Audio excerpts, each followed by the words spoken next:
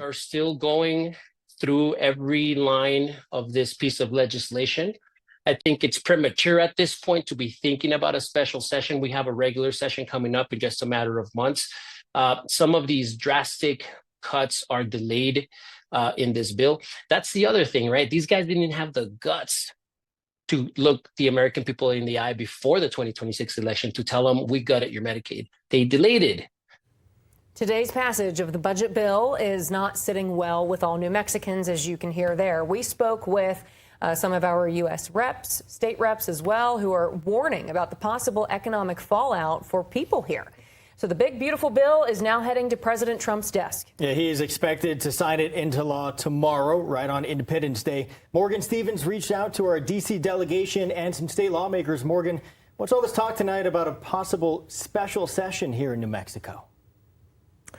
That's right. First off, the bill extends President Trump's 2017 tax cuts, makes historic changes on Medicaid and SNAP benefits, and could shutter half a dozen hospitals in the state.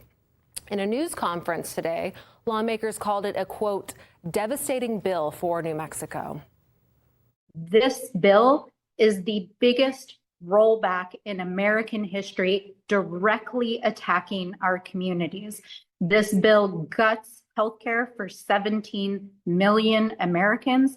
In New Mexico, we know that 2/3 of our population is using Medicaid and Medicare in order to get healthcare. The impacts of this bill cannot be understated. I'm not going to mince words. I am furious. This is the most consequential, one of the most consequential bills in American history. It's going to devastate New Mexico's healthcare system. It's going to hurt working families. It's going to hurt the working poor. Trump's signature bill betrays the American people by giving massive tax breaks to billionaires and then paying for them with the biggest cut to healthcare in history and the biggest explosion of our national debt ever.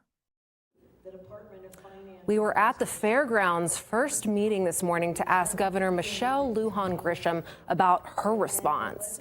Her team informed us they were running late to a doctor's appointment, but sent over a statement in which she didn't mince words on her views of the bill.